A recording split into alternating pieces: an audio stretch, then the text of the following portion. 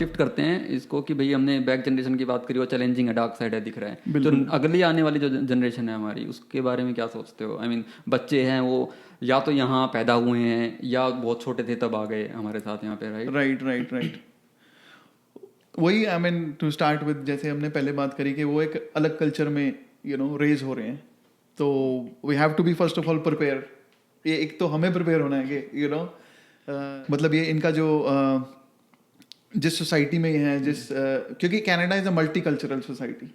हालांकि गवर्नमेंट बहुत एम्ब्रेस करती है कि people from different culture, from different corners of the world, they should come and integrate into the society, और इनको एक्सेप्टेंस भी है यहाँ पे काफ़ी हद तक।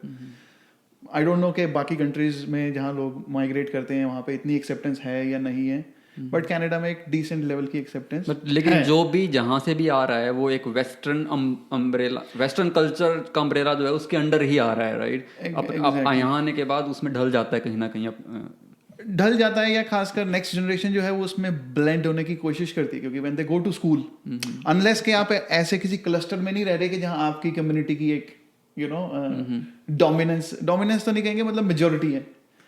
क्योंकि कुछ क्लस्टर्स भी हैं, जैसे कि GTA में देखा जाए तो एक क्लस्टर्स हैं कुछ ऐसे जहाँ पे इंडियन कम्युनिटी या एक पर्टिकुलर कम्युनिटी काफी ज्यादा, जैसे ब्रैम्पटन है उसको बोलते हैं कि भाई ब्राउन टाउन है वहाँ पे, राइट? मिसिसागा को मुस्लिम सागा भी बोल देते हैं कि मुस्लिम ज्यादा है, तो कम्युनिटी के हिसाब से बोल देते हैं। तो वहाँ पे वो चैलेंज उतना नहीं है, पर उस क्लस्टर के अलावा आप कहीं भी रह रहे हो तो it's not a challenge, but के बच्चों को नेक्स्ट जनरेशन को ये है कि बिकॉज दे आर, उनके टाइज और रूट्स इंडिया से हैं, but they are Canadian, right? So they want to blend into the society. तो उनके एक आइडेंटिटी क्राइसिस कुछ बच्चों में रहता है कि हमारी आइडेंटिटी है क्या, am I Indian और am I Canadian? वो जैसे CBCD बोलते हैं, कैनेडियन बोर्न कंफ्यूज देसी, तो उस सिचुएशन में बच्चा कहीं ना कहीं फंसता है।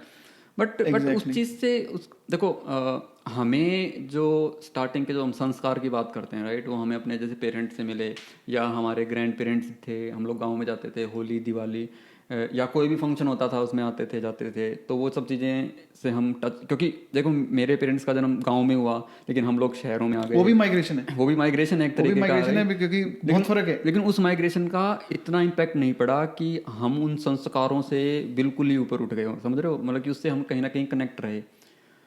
यहाँ जो जनरेशन है, अब देखो स्ट्रगल ये है कि हम अपने पेरेंट्स को यहाँ लाने की पहली स्ट्रगल तो चल ही रही है, उसके बाद अपने बच्चों को उस सिस्टम की, इंडियन सिस्टम की, संस्कारों की झलक देते रहना, उनसे टच में रहना, ये बड़ा एक चैलेंज बन जाता है, राइट? क्योंकि उनको इस सोसाइटी में ब्लेंड भी होना है और अपने पीछे जो पुराने जो रूट्स की जो वैल्यूज हैं वो भी उनको कैरी करनी है, राइट? तो मेन रोल तो हमारा आ गया ना कि फिर से हमें ही मैनेज करना है इस चीज़ को भी, राइट? कि कैसे हम उनको टच में रख सकते हैं या क्या एक्टिविटीज़ हम करें, राइट। क्या एक्टिविटीज काम आजकल हो रही है जिससे हम अपने बच्चों को इस रूट से अपने से बना के रख सकते हैं? है कुछ? आई मीन कल्चर भी देखो, कल्चर भी एक ऐसी चीज़ है जो इवॉल्व होता है। ऐसा नहीं है कि कल्चर ऐसा ही था किसी भी एक रीजन का, राइट? तो इवेंचुअली अगर आप सेम जगह पे भी रह रहे हो तो आज से 50 साल पहले जो हमारा कल्चर होता था आज में कितना फर्क है इंडिया में, राइट? तो वो भी इवॉल्व होता रहता है, इवॉल्व होना भी चाहिए, राइट? सो अगर वो यहाँ हम जैसे आ रहे हैं कम्युनिटी, अब तो हम काफ़ी डिसेंट नंबर में एक Indian community, Indian diaspora is the biggest diaspora in the world, right? तो ऐसा नहीं है कि कुछ हमारे पास मतलब आवर कल्चर इज इंटीग्रेटेड, मतलब क्या कहते हैं, ब्लेंड हो रहा है दूसरे कल्चर्स में। तो एक नया कल्चर भी ओवर द टाइम इमर्ज होके आएगा, जो कि कुछ करेबियन कंट्रीज में हुआ भी है जहाँ पे अर्ली 1800s में लोग माइग्रेट हुए थे। तो अब वहाँ पे वो ऐसा ब्लेंड, मतलब कल्चरल ब्लेंड हो चुका है कि इफ यू गो देयर कि वहाँ पे आपको उनके फूड में भी कुछ इंडियन फ्लेवर्स दिखते हैं, but it's a mix, culture की बछुड़ी हो गई है, हाइब्रिड कह लो उसे, राइट? तो ये इट्स अ नॉर्मल प्रोसेस। तो उसमें बहुत ज़्यादा अपने को मतलब मैरिड हो गया स्ट्रिक्ट होके नहीं रहना चाहिए। We should keep the good values, जो भी अपनी अच्छी वैल्यूज हैं उसको साथ रखते हुए, और कैसे हम इस कल्चर की भी अच्छी वैल्यूज लेके और यू नो सोसाइटी में इंटीग्रेट हो सके. That's my thought. Maybe I am wrong. Stress होता है कभी ये सोच के कि बच्चे जो हैं वो कम्प्लीटली वेस्टर्न कल्चर के अंदर बड़े हो रहे हैं, स्पेशली जब वो स्कूल जाना शुरू कर देते हैं और हमें चीज़ें सिखाना शुरू कर देते हैं उल्टा कि ये चीज़ ऐसे होती है. वेल वेस्टर्न कल्चर भी ऐसा नहीं कह सकते यार कि कोई बुरा कल्चर है. I mean it's just two different things, right.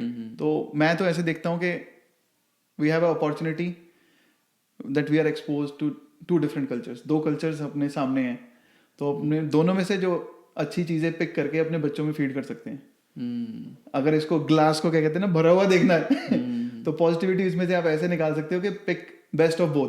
क्योंकि अब तो आपको देखो इतना टाइम हो गया, कैनेडियन लोगों से हम मिलते हैं, कल्चर्स जो है they are very nice people. मतलब बहुत प्यारे लोग हैं, एक्सेप्टेंस है, दूसरे कल्चर जो बाहर से लोग आते हैं उनको एक्सेप्ट करते हैं. तो ऐसा नहीं है कि अगर कुछ चीज़ें वो वेस्टर्न कल्चर की पिक कर लेंगे तो कुछ बहुत बुरा हो जाएगा. I don't think so. तो हमारे बच्चों वाली जो जनरेशन है उसमें इतने चैलेंज नहीं है, वो अपना रास्ता ढूंढते हुए निकल जाते हैं और बिना हमें कोई स्ट्रेस दिए हुए. तो एक दो चीज़ें हैं जहाँ पे जाके थोड़ा ख़राब होता है सिस्टम, जब वो थोड़ा सा हाई स्कूल की तरफ जाने लगते हैं तो वो जो जैसे कैनबिस वगैरह यहाँ थोड़ा सा ज़्यादा ही सिस्टम, क्योंकि लीगल भी की हुई है तो इजीली अवेलेबल हो जाती हैं स्कूल्स के बाहर. वो एक फेज़ है जो आई गेस बड़ा स्ट्रेसफुल रहता है उस एज में. तो वर्ल्ड की हर कंट्री में चैलेंज है बच्चों के लिए, एवरीवेयर. वो तो फिर बेसिक पेरेंटिंग वाली बात होगी. टीनेज चैलेंजेस तो आप इंडिया में भी हम होते तो भी उस एज में you have to watch your kids. या फिर अपने पेरेंट्स बोलते थे कि भैया ये साल हैं 3-4 साल, इसमें वो भेड़ भी फड़फड़ाती है. तो वो तो एज ऐसी है कि उसमें वो पेरेंटिंग का रोल आ जाता है कि आपको अपने बच्चों को ध्यान रखना है, मतलब गाइडेंस देनी है प्रॉपर. तो उसमें ऐसा नहीं है कि यहाँ पे ज़्यादा बुरा है या वहाँ ज़्यादा बुरा है, कहीं और वो हर जगह ही है. एक और अच्छी चीज़ है कि जब आप बच्चों की तरफ देखते हो ना तो हमें ना एक जो साइकोलॉजी है, जो इंडियन साइकोलॉजी, वो रहती है कि घर में बेटा होना चाहिए ताकि वो हमें बाद में जब हम बूढ़े हो जाएंगे तो हमारा रख रखाव रखे, राइट. वो वाली साइकोलॉजी तोड़ने के लिए ना हमें ऐसा ही एनवायरनमेंट चाहिए बच्चों का जहाँ बच्चा ये चीज़ सब अपनी बचपन से सीख ले, उसको बताना नहीं पड़े, राइट. सो दैट हम अपने इंडिपेंडेंट हो जाएं, रिटायरमेंट का हम अपना जुगाड़ करके रिटायर हुए कि भैया हम अपने रेंट रूंट दे देंगे, सारा कुछ कर लेंगे, हेल्थ हमारा सरकार देख लेगी, जो भी हमने टैक्स पे किया है उससे हमें रिटर्न आने स्टार्ट हो जाएंगे, तुम अपना देखना स्टार्ट कर दो. तो वो एक फिर भी ठीक है. अदरवाइज मैंने देखा है कि बुढ़ापे में इंडिया में भी स्ट्रेसफुल ही रहती है लाइफ, कि कोई बच्चा सेट नहीं हुआ तो उसकी टेंशन, ठीक है. फिर वो रिटायरमेंट के वक्त भी माँ बाप को यही लगता है कि अपना ना किसी तरीके से दो बेटा सेट नहीं है उसको सेट कर दे पैसे लगा के. ये सब चीज़ें मतलब स्ट्रेसफुल देखी है मैंने, और ये मीडियोकर फैमिलीज में तो बहुत ज़्यादा हैं. राइट. वो ये चैलेंजेस से बच सकते हैं इसके अंदर अपन, अगर यहाँ के एनवायरनमेंट के अंदर बच्चा जो बड़ा हो रहा है. बिल्कुल वही, जैसा कि pick best of both worlds, वो हमारे आगे का अपॉर्चुनिटी है. Pick best of both worlds, और कुछ हमें भी अडेप्ट करनी चाहिए अच्छी चीज़ें, नॉट जस्ट कि सिर्फ बच्चों को, और जो कि हम करते भी हैं. यहाँ पे अब कितने साल में अब लोगों को लाइन में भी लगना आ गया, कैसे लाइन में लगना है. लाइन जंप नहीं करनी है, दरवाज़ा खोलना है तो दूसरे को वही देना है.